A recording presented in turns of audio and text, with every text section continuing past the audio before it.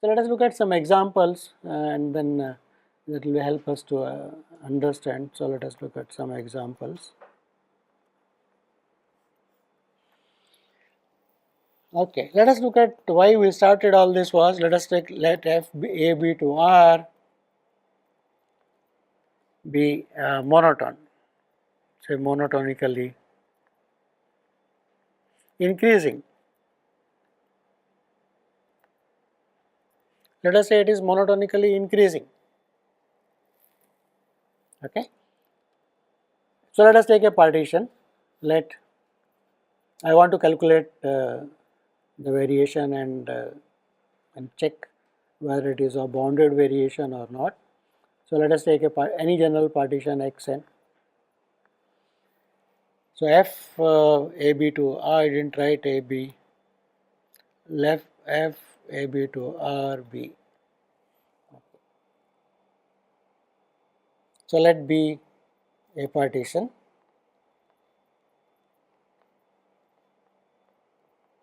AB. Then what is f of xi minus f of xi minus 1, absolute value? Function is monotonically increasing. Xi is on the right side of xi minus 1. So this value is equal to f of xi minus, no need to put absolute value because the function is monotonically increasing, right? So implies what is the variation of f with respect to the partition P? So what will be the variation? So we said it by definition it was sigma 1 to n f of xi minus 1 absolute value, and that is equal to, there is no need to put absolute value, so that is sigma I equal to 1 to n f of xi minus f of xi minus 1. And what is that now? Terms cancel out now, right? So it is f of b minus f of a, right? So whatever be, so implies VAB of f exists equal to FB minus f of a. Hence, f is of bounded variation.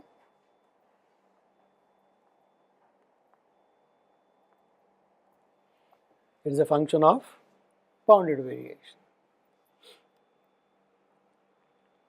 If it was decreasing, the only difference would have come here, this would have been reversed, right? So then it will be fa minus f of b, right? Still, so same proof works except for a difference of that sign, bounded variation. So similarly, let me write f monotonically decreasing implies f of bounded variation.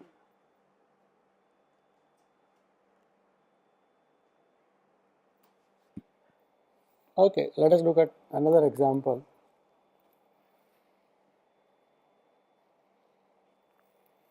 Let us look at the function. Just now we looked at the indicator function, so consider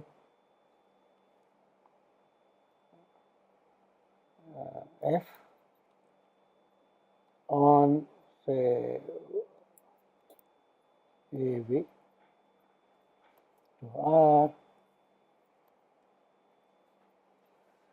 So f of x is equal to 1 if x belongs to, is a rational inside AB. If it is a rational number, the value is 1. It is 0 if x otherwise. Okay. So that means if it is irrational, the value is 0. At the rational, the value is 1. So what is it? It is an indicator function of rationals in AB, right? It is an indicator function of. but it takes only two values. So what do you think is the variation of this? It is not monotonically increasing, neither monotonically decreasing. So what do you think is a variation of this function?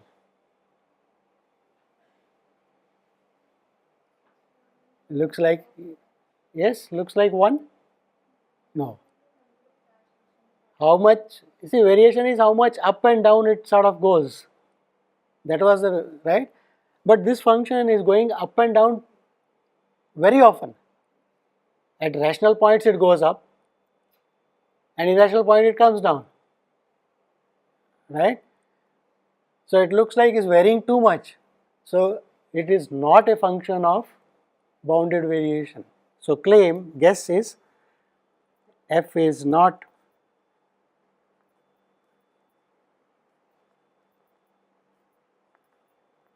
bounded variation.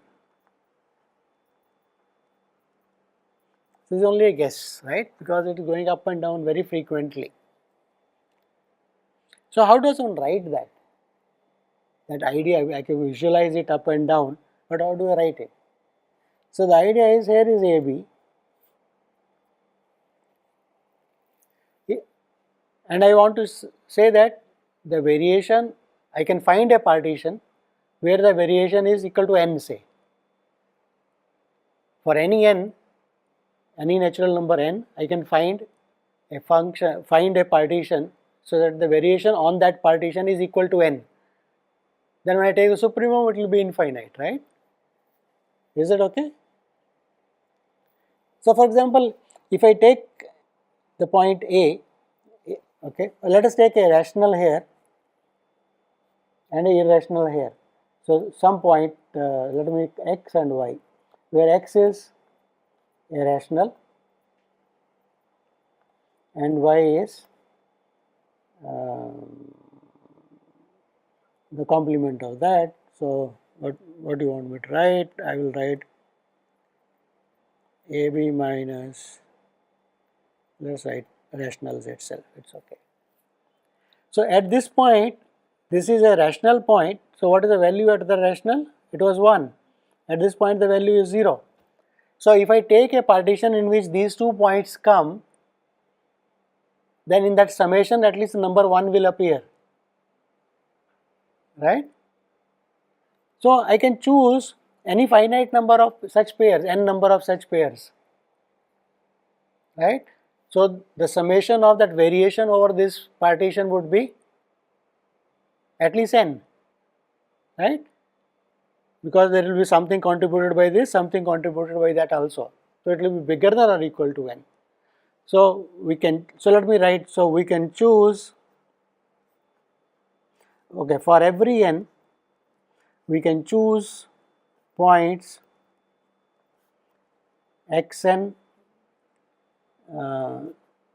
let's write a less than x1 less than y1 points, so let me write xn, yn such that, okay, let me, I want to write xn, yn or xk, yk, let me just improve it, right? Choose points xk, yk,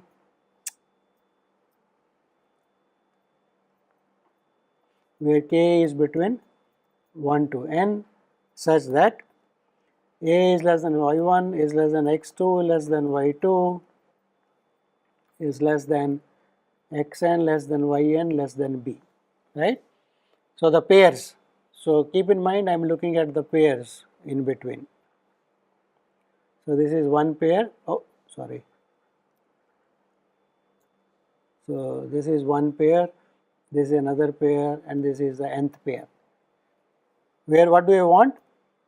We want such that each xi or each xk is rational, each yk is irrational.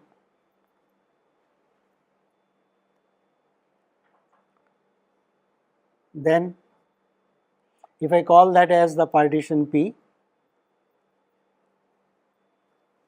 if I call those points as the partition P, then the variation a b f, or call it as Pn if you like, Pn will be what? It will be value at x1 minus the value at a, absolute value, plus absolute value y1 x1 plus value at difference between the absolute value f of x2 minus y1. So I am just saying that this is bigger than or equal to sigma f at yi minus f at xi, right? Other terms I just drop, only keep the values difference. So which is equal to n, because xi is rational, yi is irrational, right? Is that okay? Other terms I have just dropped, so instead of equality is bigger than or equal to now. So implies VAB of f is not finite, so one writes it as plus infinity. So this function, very nice, very simple, is not a function of bounded variation.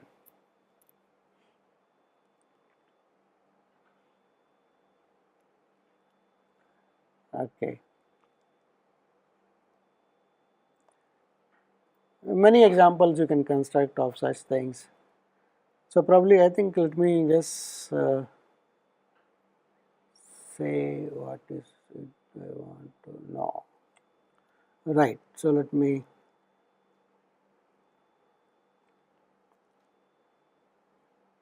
because we don't want to prove too many things for the functions of bounded variation.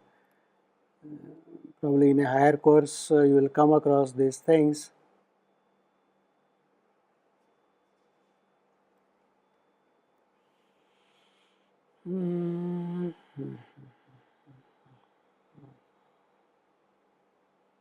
Okay, so let me just, because I am not writing, so let us show you.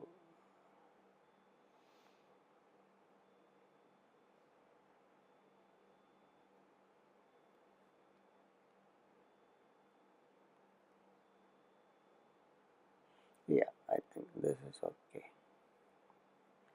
Yeah, we had already analyzed many things about monotone functions, so let us, so it has jump discontinuities, they are countably many and so on. Right, we already had looked at continuous function which is 1, 1, it's strictly monotone, those properties we already looked at in other. So here is, so let me anyway revise. So saying that a function a b to r, this is a partition, then this is called the variation of f with respect to the partition P, right? And look at the supremum, that is called, normally called the total variation, and if it is finite we say the function is a bounded variation. Okay, so okay, here is every monotone function is of bounded variation that we just now saw. Okay, is AB. Here is another one. If f is Lipschitz function, remember what was the Lipschitz function? So let me just say what was the Lipschitz function. Another example of so f on any domain, actually, let us write it on AB to R. We said it was Lipschitz.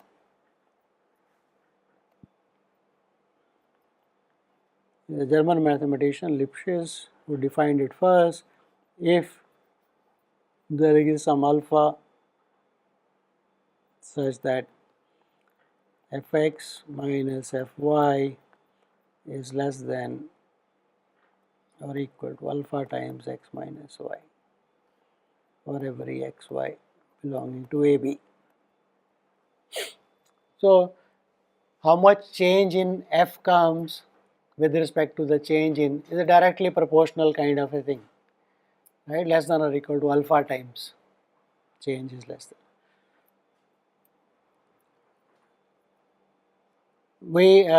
This we had come across actually when we said that every Lipschitz function is uniformly continuous, right?